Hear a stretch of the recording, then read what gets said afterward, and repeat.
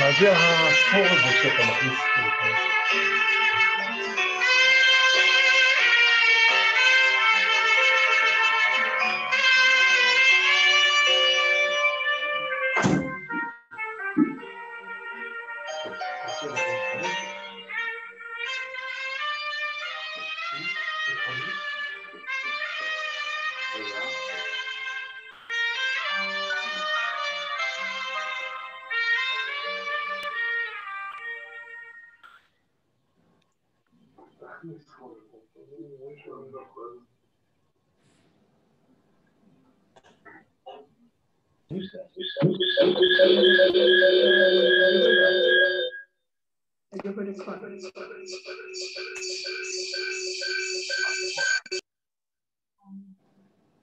Can't get in.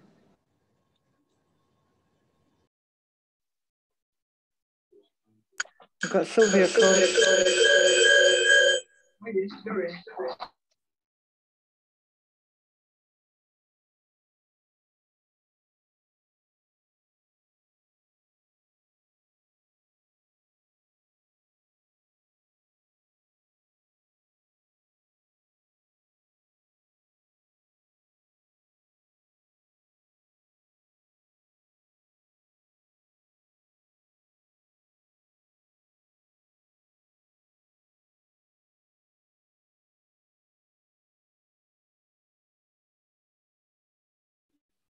All right. נכניס את האחרונים, יוסי. Okay. All right. Are we ready? Everyone hears me over there? Please raise your hand if you hear me. All right. Good evening. Welcome again to Emunah Bet Elazraki. I'm so happy to have you here. We will start with Linda. Here we are. Are you ready, Yossi?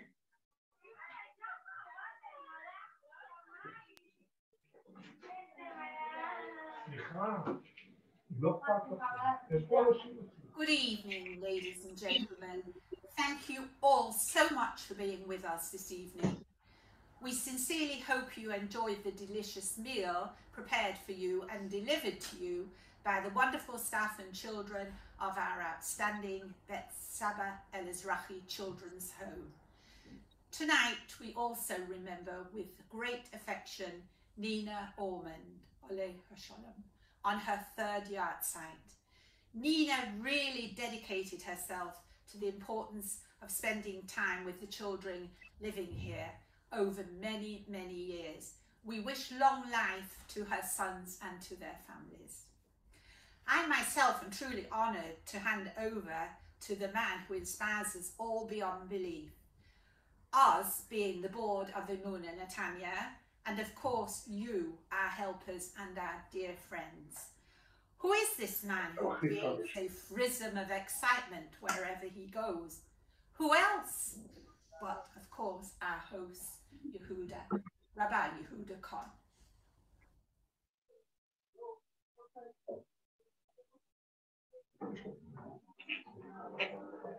All right, here we are.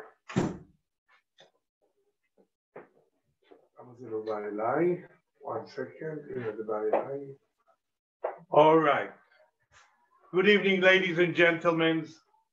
Linda, thank you so much for the introduction, but I believe that you did it because I wasn't here. First of all, you called me a rabbi. I have nothing to do with rabbiim. I only have a beard. So maybe a beard is a rabbi, my beard, but I am really not. I wish to be Yehuda. To be Yehuda, it's enough hard. So to be a rabbi, no, not for me. And thank you so much for speaking so highly about Emunah Bet Elazraki. But Emunah Bet Elazraki can be what it is because of you, dear ladies and men, and so many people around the world and here in Israel that taking care of our home. Tonight is very, very, very special for me. 31 years ago, I stepped in and it was one lady who was waiting for me over here in Bet Elazraki in Emunah, Mrs. Nina Ormond, Alea Shalom Zichrona Livracha. And it was a special meeting because in the beginning she didn't really understand what I'm doing here. But then very fast we became very close. And I understood very fast that she's a mother of the home. She's a grandmother of the home. And for me, she became a real mentor because I really knew that when Mrs. Nina thinks about something, it's not only thinking, she's saying it right away.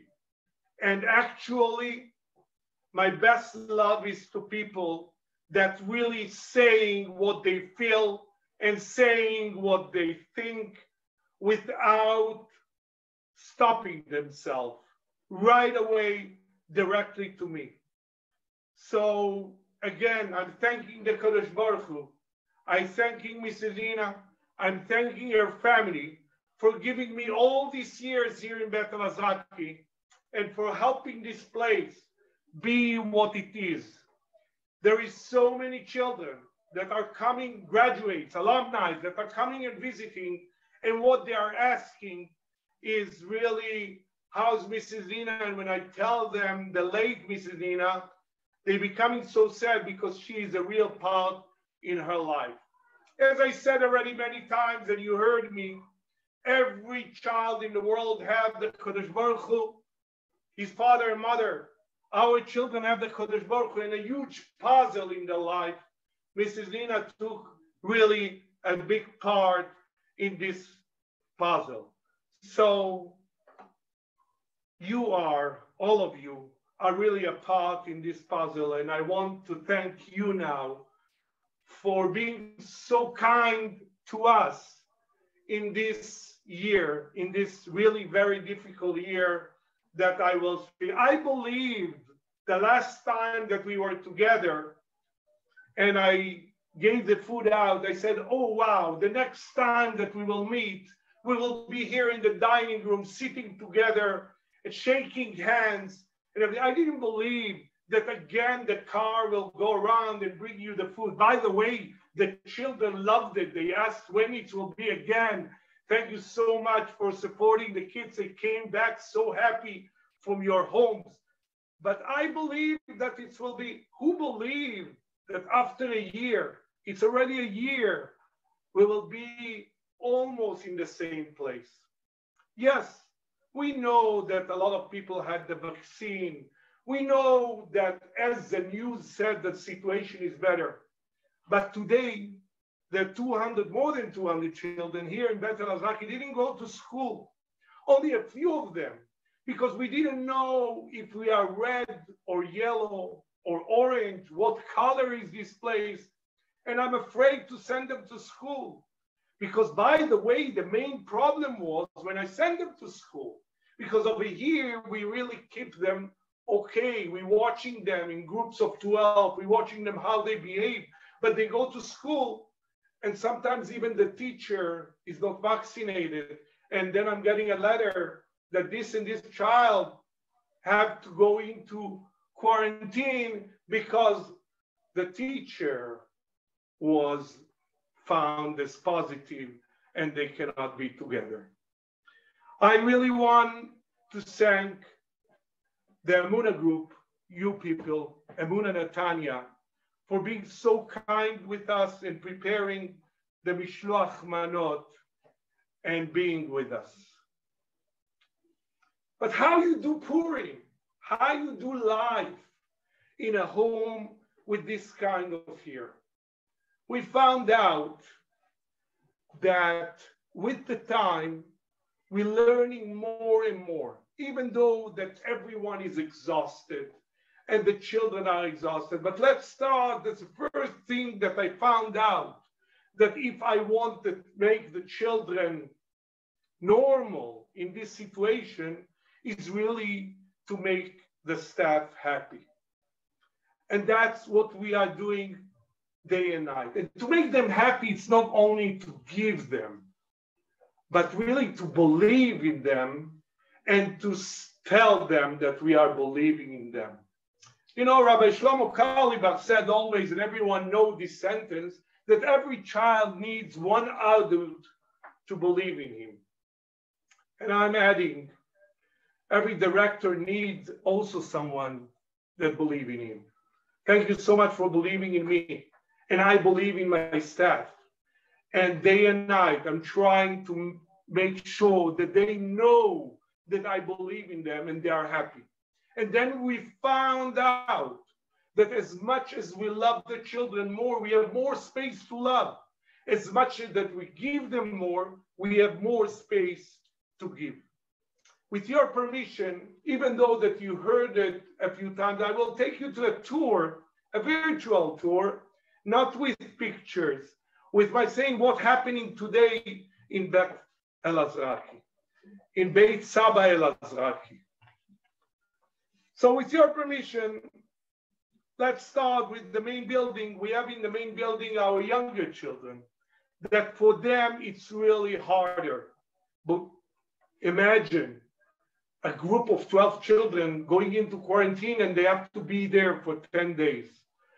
But yes, we have 4 groups over here, 2 groups of boys and 2 groups of girls in the main building. And then we have another building for the older boys.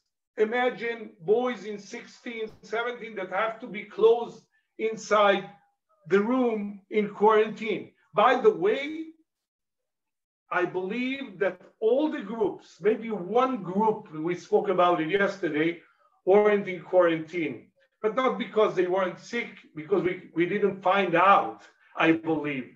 But all the groups were already in quarantine. And we even have one group that went in 4 times in a row. They finished the quarantine and then they went to the test. And one child, we found out that is positive and they have to go in again for 10 days and 12 days. But we really had to find out a way, like I told you, that they should be okay. And one is really to make sure that they have a schedule for every day and not that let's see what's happening. One is schedule. The second thing is really to keep the place very neat and clean. And the third thing, what can we do? It's food. And you helped us really with that so much, you, Emunah Netanya. So then we have the building for the senior boys, and then we have a building for the senior girls. And then we have our very special group, the Family Intervention Center. All the children that coming to Beit Saba Elazraki are children who cannot be with their parents. The parents have no capability. Not because they don't love their children or don't like their children. Something is sick inside. They cannot be with them. But the child loves his father and mother no matter what. Maybe this father and mother cannot be parents, but he loved them. And that's why we opened our Family Intervention Center. Our Family Intervention Center, this is another unit in Bet Elazraki. As I told you, I'm taking you for a tour.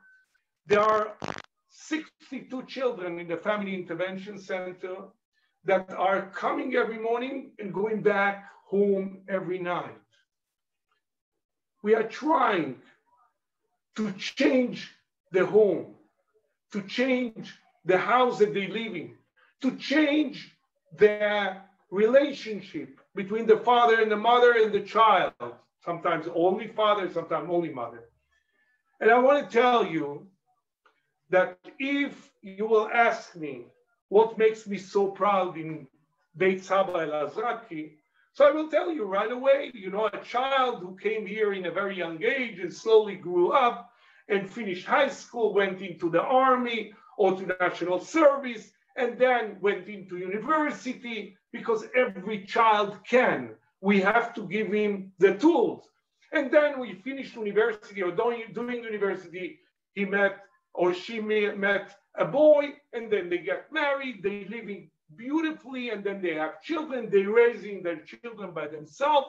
Wow, thank God. That makes me so happy, so excited, and really so grateful to the Kadosh Baruch Hu that gave me this opportunity to do it together with you and with all the people that are part of Bet Elazraki. But in the Family Intervention Center that I spoke about, if you will ask me what makes me happy, I will tell you. I never understood really, because I saw children are coming in the morning, going back home at night, and during the day we are working with a psychologist, with a teacher, with a counselor.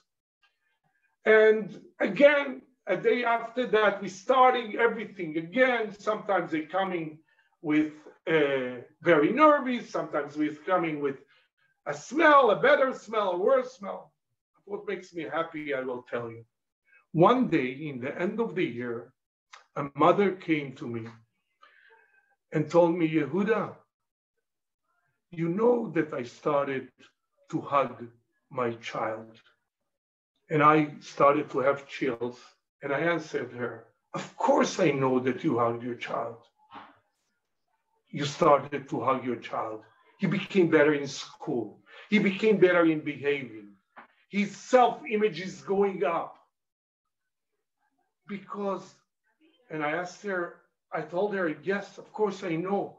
And then she told me, you know why I started to hug him? Because the staff over here taught me how to love my child. She had it inside, but she didn't know how to do it. And I started to look into the file, and I found out that she was an abused child. She didn't know how. And that's what we're doing in the Family Intervention Center. We have over there 62 children. And of course, every businessman is asking me right away, people who are supporting me, what is your success? What is your rate of success over there? And I'm telling always the right answer. And it's around 30%. But 30% of the children from the Family Intervention Center going back to sleep home. I hope that very soon, all of you will have together with us an incredible dinner right here, and with the food coming right away from the oven to your table. And then we can make a tour and see all what I'm speaking about. But the diamond in the crown, it's something that we opened 7 years ago, and some of you knows it, our MTC seminary for American and British girls. Sometimes we have also Canadians. This is a very special place, a seminary that Emunah Bet Elazraki today, it's not only a children's home, it's not only a family intervention center, it's also a faculty. So I asked the one and only women that she's responsible, the director, the menahelet of MTC, in a few minutes to tell you exactly what we are doing, and especially in this difficult year in MTC. MTC, it's Midreshet Torat Chesed. Shira. Yes. Bevakasha. It's an honor. Thank you for having me. I see the claps. It's very exciting because I know that this is the last time, please God, that we're all going to be together in this forum. Even in this room, everyone here has been vaccinated, Bezrat Hashem, and I'm sure, hopefully, many of you have been vaccinated as well. So I pray that this is really going to be the last time that you'll have to go into those boxes. I'll tell you a little bit about MTC and the special things that are done here. MTC is a seminary for girls who want to do something meaningful with their year in Israel. They have learning in the morning from 9 to 1, and then from 3 until the rest of the day, they're with their kids, their mothers, their best friends, their sisters, their mentors to the children. And what happens in the process is that they learn how to love. A lot of times, 18-year-old girls, they have been taken until now. Like I had a student once that she came to me and I told her no, like she wanted something and I said no. And she said, no one's ever said no to me before. I said, well, 18 years, good run. It's over. You have to learn when you're in a situation where you're for somebody else. You have to look out for somebody else. You have to take care of somebody else. You also have to learn that it's not about me. And to have a year where it's not about you and your happiness comes when you make somebody else happy is a recipe for growth. And the girls, to watch them grow this year is so inspiring. I always say, I don't feel like I work. I come and I get to learn from the most amazing girls in the world, and they're doing real avodat kodesh. But more than that, their parents know that they're going to come home mensches. They're already respecting them in a deeper way. They're becoming grateful. How many of our students, their entire lives, took for granted that they could go home and open the fridge at the end of the day? They took for granted that, they left their notebook at school, called mom's going to come over and drop it off. They took for granted that they can go to summer camp. They took for granted that they could have friends sleep over in their house. Something that a child never thinks of growing up, that I can invite a friend over to sleep in my house. I never fathomed that that was something that not everybody had. And when they come here, they realize every single day of my life has been a blessing. And when you understand that your life is a blessing, you're happier and you're more grateful. And things that used to upset you, they stop upsetting you.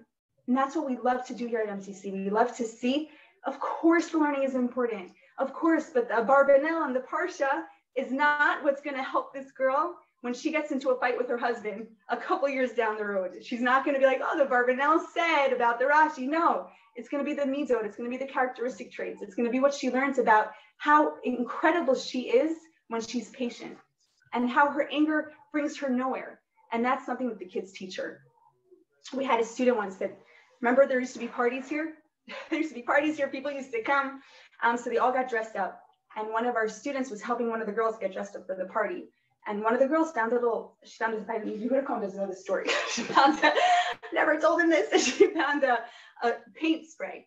And as a joke, the girl went and pretended to spray our student. And our student, this was week 1 of MCC, okay? The student took the spray paint, and the girl's wearing this beautiful white dress, okay? She doesn't have a lot of dresses, and she was wearing a beautiful white dress. She took the spray can, and as a joke, she went, but she sprayed the girl purple from head to toe. That was game over. She started crying hysterically. She ran to the room. She said, okay, I'm going home. It was a really great week. Thank you for having me. I'm obviously not continuing here. Not happening. Crying, inconsolable. No one could talk to her. We couldn't get in touch with her. She closed the door. The girl who was now purple was running looking for this girl. Her name's Penina. She was looking for Penina. Where's Penina? She's crying in the room. She's inconsolable. No one can talk to her. And the girl stormed into the room. She said, Penina, it's just a dress. We don't cry over dresses. Save your tears for things that matter. And Penina spoke to me that night, and she just said, how is this girl so wise? How does she know so much? I said, because she knows what it means about things that matter in life. And unfortunately, it's so, I say to the girls all the time, our blessings are sometimes curses, because then we don't notice them when we're inundated with them and they're all over the place. We don't notice what we have. So the biggest teachers for our students, obviously you would have gone, obviously the rest of the staff, obviously the staff of MTC, but really the biggest teachers are the kids. And that's really what we call a symbiotic relationship. And we're so grateful to be a part of it. And we're grateful to you for being a part of the family, because everything that you do allows us to continue what we do. And for generations to come, please God, your actions and your desire to be part of this community will be seen. Have a great evening, everyone. Shira, inspiring, as I told you. And now we are so ready for really the one and only Mrs. Sivan Rav Meir. What time is it now? Now it's 7:55. By the way, in 5 minutes, she's supposed to be in the news, in the TV. I have no idea how she will be here. But she will be here because today, most probably not, she's the one who's giving the news. She's really the one and only, and a real friend of Bet Elazraki, of Beit Saba Elazraki, of Emunah for years. And I have the honor to introduce, for me, she's really a Rabbanit Sivan Rav Meir. Are you ready? בבקשה. כן, תודה רבה, וואו. ערב טוב, Netanya, and thank you for the zchut. I'm privileged to be part of that special evening. תודה רבה. And boy, do I miss the place. I see Yuda speaks, and the midrasha, and the place, and the kids. And I miss Netanya, I miss Bet Elazraki. We used to come at least once a year to spend Shabbat with the staff. It was very special. And those are one of the things we definitely miss right now. Thank you for being here with us tonight, supporting the right things in Israel and in the Israeli society. I understand you're all connected to that beautiful project for years. We have people here from Israel, from abroad, and I hope the meal is tasty. Okay, have you eaten everything already? Everything is you can definitely eat while I'm speaking, no problem. It's okay, but I want to share a few stories. I think they're all connected to Purim, to that pandemic, that crazy year we had, and to Bet Elazraki and the special mission, the special task, they have there. I want to share, first of all, my story, but can you just turn on the cameras? I want to see who, oh, wow. Thank you. Shalom, shalom, Jeff, and Merlin, shalom, Betty and Joe, and Peter, and Zelly, and Leora, and Eric, and Diana. Wow. Great to see you all, and thank you for inviting me, to your living room, sometimes your kitchen, I'm inside your house. Toda rabba, toda rabba. And it's really a pleasure. And Yuda said I'm a Rebbitzin, so I'm one of Yuda's fans. Okay, I see him as a mentor, not only for the kids there inside Bet Elazraki, to me as a guest, just coming there once a year. He's also a mentor, coach for me too. So I want to share like 3 things.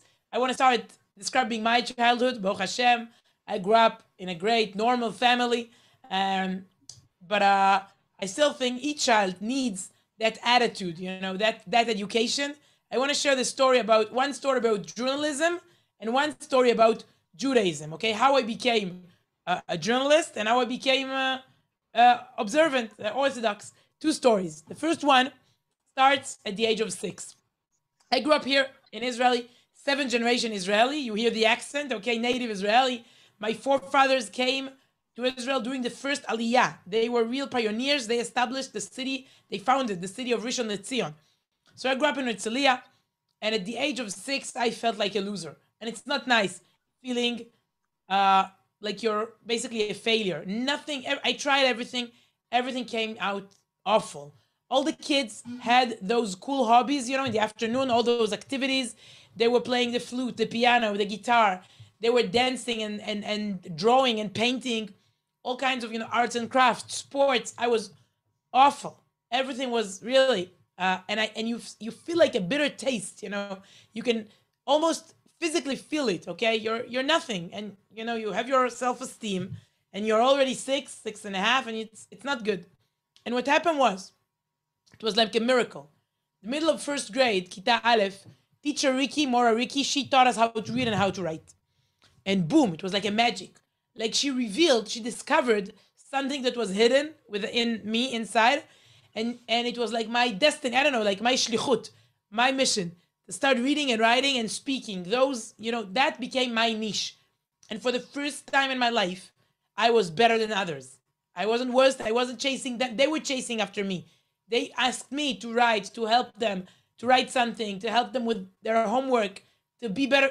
I was better in reading and writing. And what happened was, and I think it's very important to find, the skills, to find the brightest part in your identity. I decided to focus on that new thing I found out, that, reading and writing. And sometimes when a kid, when he fails, he comes back home with a really awful grade, like 50, okay? 50 out of 100. That's a disaster, right? That's an emergency. We must take care of it. Oh, hu kibel 50, we got 50. We must do something about it. But let's imagine the same kid comes back home with the perfect grade, a perfect 100, 100. Now what? Oh, nothing. Good for you. Great. Kol hakavod. That's it. No, we should see it also as an emergency. He's talented.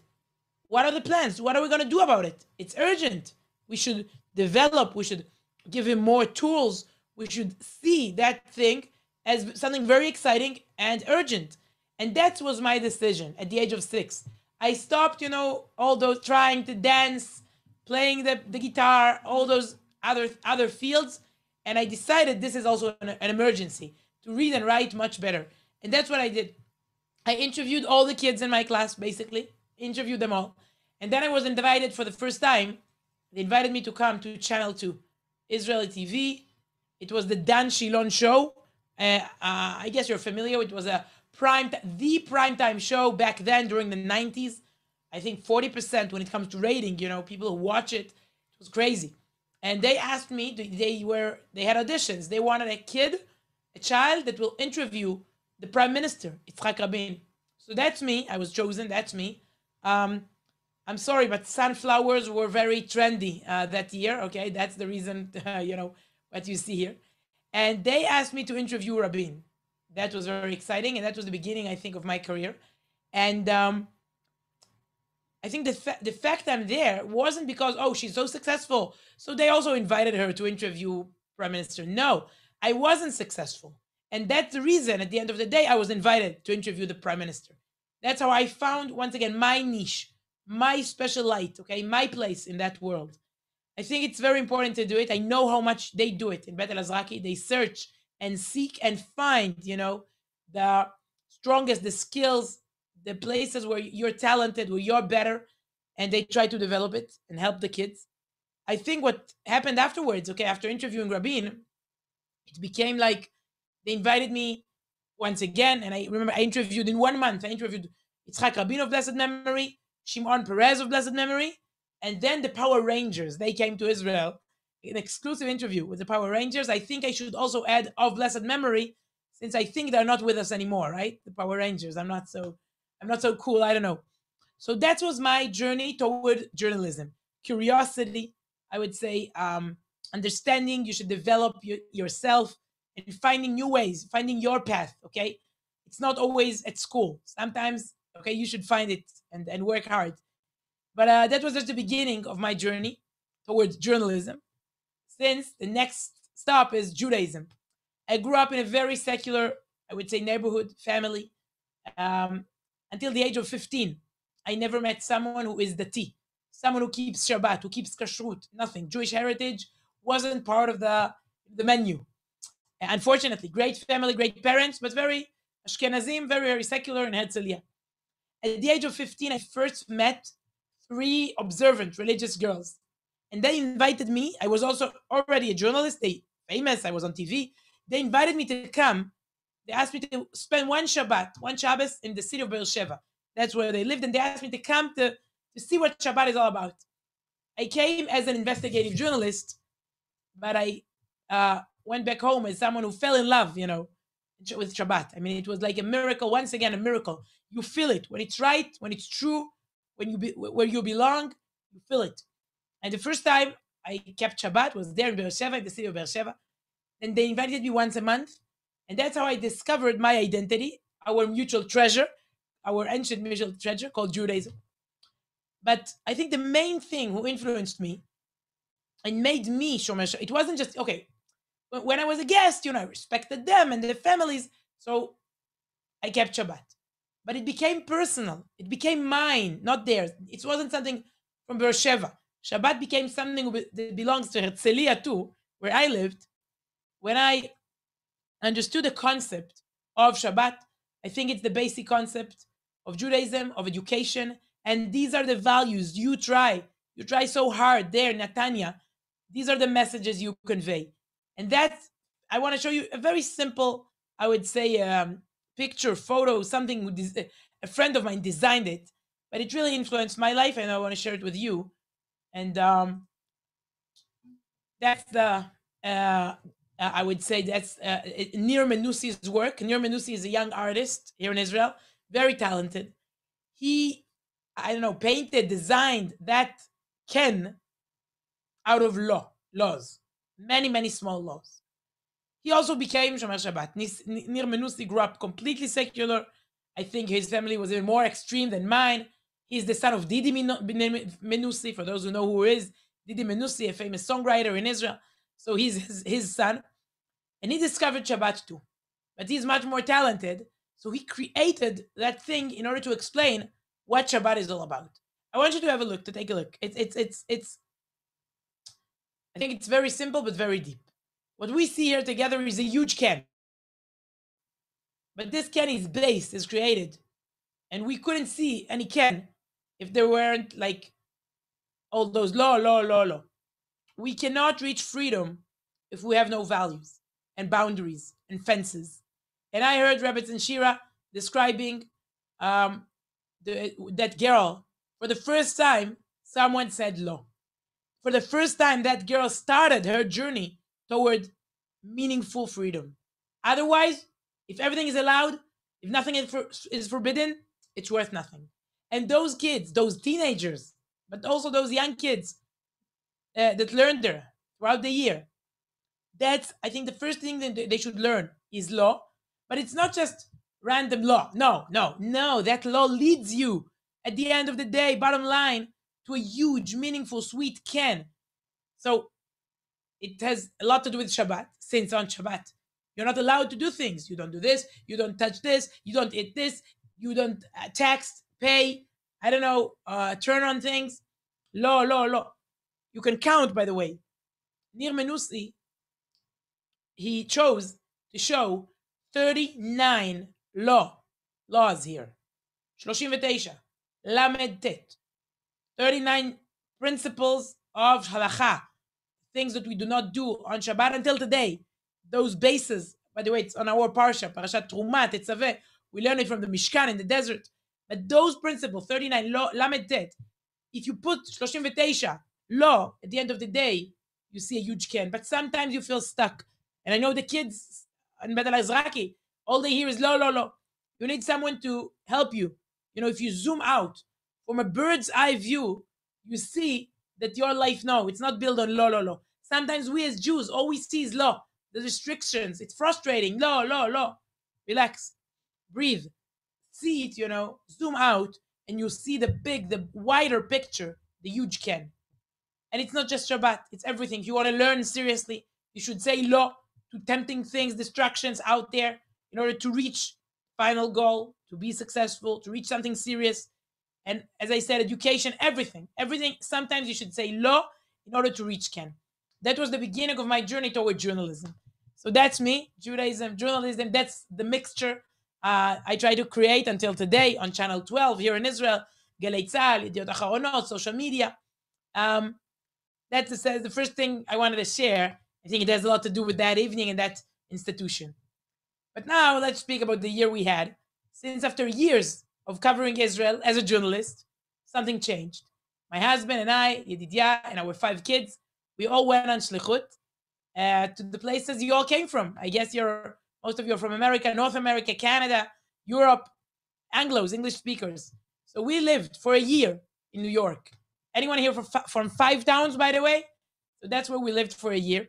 After many years of being a journalist here in Israel, I started, giving lectures abroad once a month in Jewish communities, what they call scholar in residence. And after a year of lectures, world Mizrahi movement asked us if we want to do something more serious and live in New York as shlichim. Have serious. It's quite a change, leaving everything here, moving there. I want to show you the Meir family, the Meirs, living Israel a year and a half when it started. Wow, crazy day. Look at Ben Gurion Airport, so many people behind us. This is us. You see Rav Doron Peretz, head of Mizrahi movement. That's the guy there behind. And that's my husband Yedidia, me. That's Aharon and Tamar. And you see Netanel Elilel. And at the center, you see the sweet Yehudit and Rav Kook's picture. We wanted to take it with us to hang it, on the wall in New York. What happened was we planned to stay there for 2 years. It was fascinating to meet the communities there. I think it's, wow. It's so impressive what you built there, American Jews.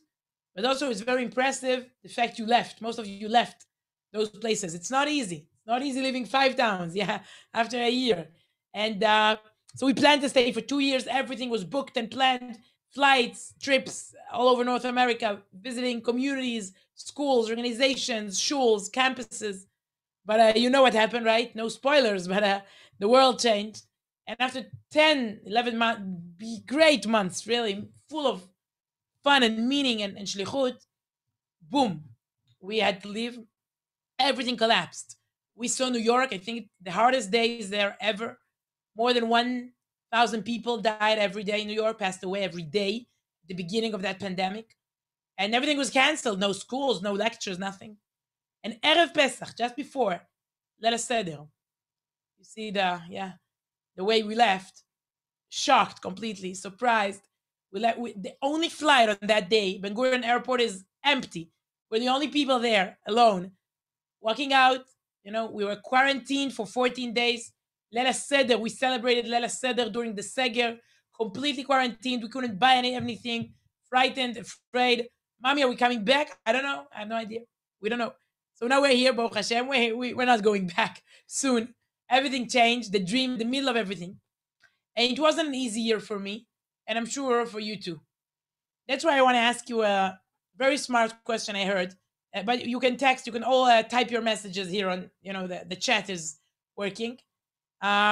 Is here. I want to ask you a question because something helped me, for me it was a crisis. It wasn't easy. Something helped me, to, I would say, continue and be a happier mother and a happier wife. As a psychologist asked, we had a Zoom meeting, and one of the guests, a psychologist, asked the people there one question. She asked, do you think you wanted to delete the year we had? If you had the ability to delete, to erase, to change everything, and this year, okay, Tafshin Pei or 2020, to erase it completely, never happened, would you do it? And she asked the people to answer. I'm asking you to answer it now. Please tell me, yes, we think this year should be deleted, or no, because we have new things, new reasons, new things that happened to us, new, I would say, things we discovered, and we don't want to, I think, miss it. So Melanie Killam, no. Why, Melanie? Why not?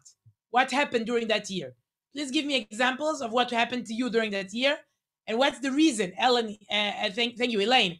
What's the reason? Jean, no, I would not delete that year. I learned so much during the pandemic. Okay, so you learn much more. What else? Other reasons to, I would say, keep it and in a way cherish and feel much better about the year we had. Other reasons.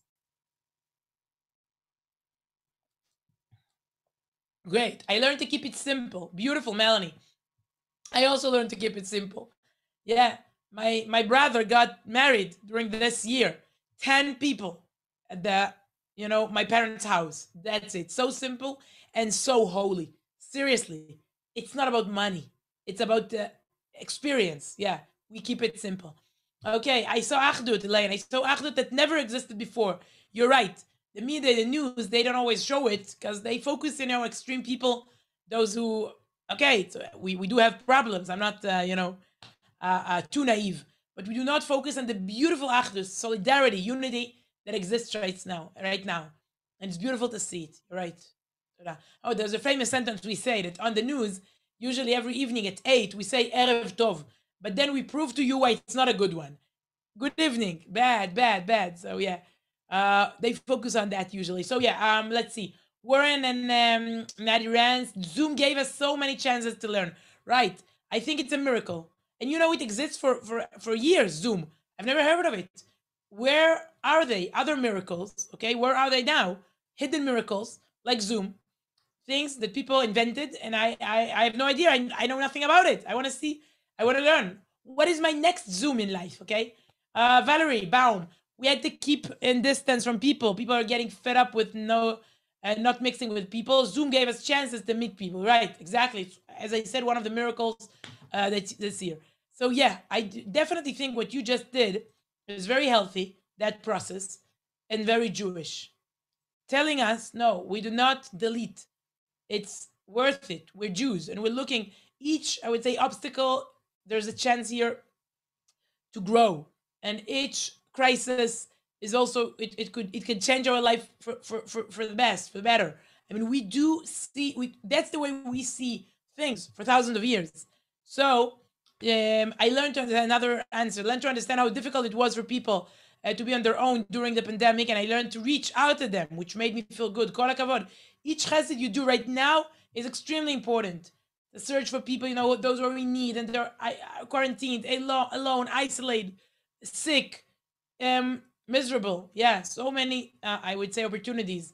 Self-inspection, Jeff Dreed, self-inspections and bonding with your partner, definitely. First time I sat with my husband for, years, I think, and the kids. And yes, I would say, understanding our soul and ourselves much more. Self-inspection. I want to show you something, a mistake. I want to show you a mistake someone made this year. Unfortunately, it was published. Unfortunately, it's the Times cover. But what you just did proves how wrong they are. I want you to see this cover. Time Magazine, the weekly most popular magazine in America. Yeah, I don't have to explain here what is Time Magazine. And they chose, to delete last year. And they even wrote, the worst year ever. The worst year ever.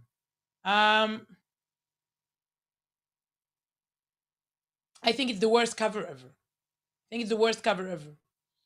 As you just saw, the process this experiment we just had. No, they asked you, Elazraki's friends, they asked you, do you want to delete this year? No. So many people give other answers. It's very childish, you should maybe delete your enemy, COVID-19, But how can you say that whole year was the worst year ever? Yeah. My grandmother, Safta Ada, of blessed memory, was a Holocaust survivor. Do you want to ask her about the worst year ever? Some proportions, okay? So I think it's a mistake. And that spirit, unfortunately, the media, that's what they show us. You should, stay strong and individual and have that independence of seeing good things that are happening. Although we want this pandemic to end immediately, but as Jews, we see it, I would say, in a better way, and we do find those advantage, those I would say positive things that happened during this year. Okay, I want you to share something else. As I said, we like 3 parts. It's not a lecture. I'm just sharing a few stories. But I started by explaining, my way toward journalism and Judaism. I described, I think, our year this year, and yeah, we learned. By the way, I can speak about it for hours. Everything we learned about Jewish communities abroad, how important it is to fight assimilation and to have Jewish education there, and everything you built there, the empires of identity, organizations. I was really impressed. For the first time, as Israelis, we know nothing about what's going on there, challenges and the things you do. It was fascinating. So I described that year, but after that, shocking, the way we had to come back. I think this, once again, this experience proves that it wasn't the worst year ever, and maybe it was the best year ever in certain, in certain fields, in certain areas. We do not ignore, so many people passed away, so many people are still positive right now, and they suffer. We're not naive, but we do see positive things that are going on right now. The third thing and the last thing I want to do together is asking you something else. And maybe it has something to do with Purim, because smiling, sense of humor, they just asked Reb Gershon Edelstein, the head of Ponovich Yeshiva, Bnei Brak, one of the leaders of the Haredi sector, the ultra-Orthodox sector. And what he said was, they asked him, B'malit chazek, okay, which mitzvah should we choose right now in order to be stronger spiritually? And what he said was, Leit chazek behumor, okay, take your sense of humor should be, develop, focus on that. What? I would say, להתחזק בתורה, להתחזק בשבת, להתחזק בכשרות, להתחזק בצניעות. No, humor. By the way, excuse my Ivris. I speak Ivrit, and I try to speak English, but it's hard for me to speak Ivris. And I know many Jewish Americans, they speak Ivris, yes, I don't know. Last year, my neighbors, they taught me in 5 towns. They said, Mishloach manot. Shalach manas, yeah? I see you smile. Okay, so that's okay. So my Ivris is awful. Anyway, let's continue, because I do think what I'm about to show you can help us out now. And it's like it has a lot of humor. I work for Israeli TV. And I remember that morning, I just asked, the people with me, the studio, we have this panel.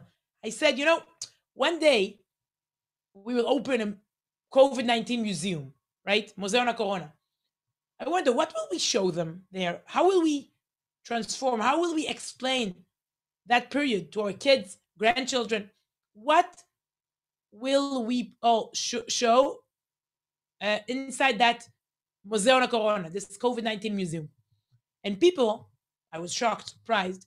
People started sending me examples. I didn't mean, wasn't the purpose. I just said it. People, and I have, I think, more than 1,000 examples. People send me from Israel and abroad. And it became like in my show, the program, it became like a weekly item, Every week we have that. Okay, so COVID-19 museum, what's next? What's now? And people send materials all the time. I want to show you a few examples.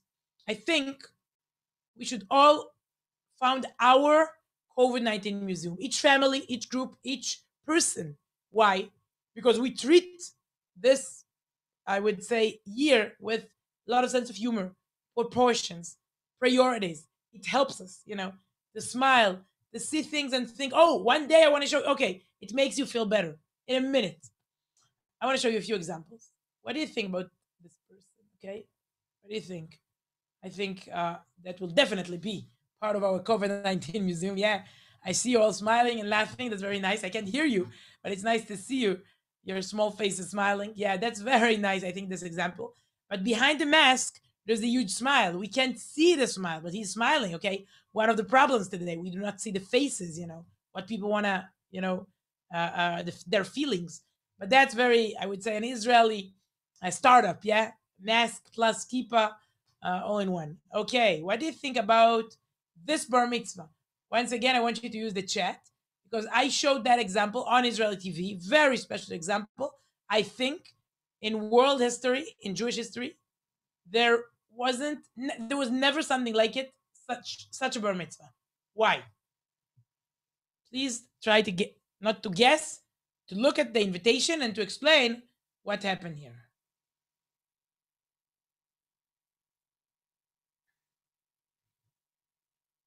Okay. Definitely all think about it and then write.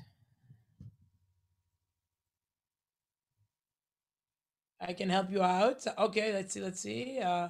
Yes, Warren and Nadia, 2, yeah. 4 parashot, the Renz family, 4 parashot, 4 Shabbatot. That's crazy, okay? Usually when you invite someone, you say, okay, Shabbat Bereshit, since you read Parashat Bereshit, or this kid is, his bar mitzvah is on Shabbat Shmot. This Shabbat is Parashat Tetzaveh, this Shabbat. Also part of Purim here in Yerushalayim. Anyway, this kid, Benny Waldman, they were quarantined because the father was, sick, and they had like a month, very hard month, all of them together. And at the end, they realized, we didn't hear the Torah reading, the Parsha, for 3 weeks. We can't just come to shul and start reading Parashat Korach. No, we missed 3 Parashot. Now imagine one bar mitzvah boy reading 4 Parashot. That's very long, okay, very, but it's also very creative. And it shows love, and it shows devotion and mesirut nefesh, and it shows he cares. I think it's very creative. And as I said, no one ever, I think, did it in the past. He had time, they were quarantined for also almost a month. He had time to learn Kriyat Torah, the Torah reading, Tamei HaMikra. Wow, and someone is writing a warn. Naso is anyway the longest. Parashat Naso, yeah, I think it's the longest parsha in our Torah. So yeah, quite a challenge. I think it definitely belongs, to one of the departments of COVID-19 museum. Okay, maybe last example. I have, as I said, I have more than 1,000 examples. I'll show you maybe one last thing. We just interviewed them on Israeli TV. Thornhill, anyone from Thornhill near Toronto, Canada? That's the way they daven. That's the way they pray mincha every day. That's the weather. For them, it's not so extreme. For us in Israel, it was very, very. You saw how exciting we are when it snowed for 1 hour. So that's one example. And I think all those moments are already part of COVID-19 museum up there. Hashem sees us. He sees how you're here tonight because you can't come physically. So you support from your house. He sees everything we do during this year. And one day we will be also able to see it. We'll open that museum and show you how great we were and how we dealt with such a really, how we faced that challenge. And I want to thank you for helping Bet Elazraki to face that challenge. So toda rabba. Thank you very, very much. It was my pleasure to be with you tonight. If you have any comments or questions, no problem, be my guest. And toda rabba, toda rabba. May we meet, with health, bריאות, and simcha, Ezrat Hashem. Bye bye, toda. Thank you very much, Sivan. It was really, really, really inspiring. 1 second, I have shut a Zoom that is moving with me, and this time it's not moving. Yes, it's moving. Here it is. Okay, so it really was inspiring as every time, and we're learning more and more. But more than learning, it's really brings our thoughts to a different direction, and to think in a different direction. It's always developing your mind, and not only your mind, it's developing your heart. Because if you're doing it in the right way in your mind, it brings it to your heart, and then it brings it to the right way of your passion. So no, we are not complaining. אין לנו טענות, but yes, we are praying. So I want to pray with all of you together for better days. And with your permission, I want to say one Perek Tehillim in memory of Nechama Bat Levi, Mrs. Nina Ormond. I saw the sons, I saw Alvin, I think I saw Leonard, I saw John. So שיר המעלות ממעמקים קראתיך אדוני, אדוני שמע בקולי, תהיינה אוזניך קשובות אל כל תחלוני, אם אבנות תשמור יה אדוני מי יעמוד. כי עמך סליחה למען תברא, קיוויתי אדוני כבקע נפשי ולדברו אכלתי. נפשי לאדוני משומרים לבוקר, שומרים לבוקר, יחל ישראל אל אדוני, כי עם אדוני החסד והרבה עם עובדות, והוא יפדה את ישראל מכל עוונותיו. Thank you so much for being with us. Thank you so much for that night. Thank you so much for all the days before. And yes, thank you so much for your support. I promise you that I will do everything that each child, each boy and each girl will be happier, will be more successful, but more than that, will be a good parent, not only father and mother, good parents to his children. And of course, I will make their Purim sweeter with your shlachmones that came yesterday. Sivan, I hope that I said it right, shlachmones. I hope that with your shlachmones tomorrow in Purim, the children will be happy, the day will be sweet. And as I said, next time, Be'ezrat Hashem, of course, B'Yerushalayim Abnuya, and here in our dining room, together with Sivan, with incredible meal. By the way, Sivan, you're pretty far. That's why I didn't send the meal to your home. But next time, a special meal over here. Laila Tov. Thank you very much. Emunah Netanya. Toda, toda, rabba, rabba, rabba. Laila Tov.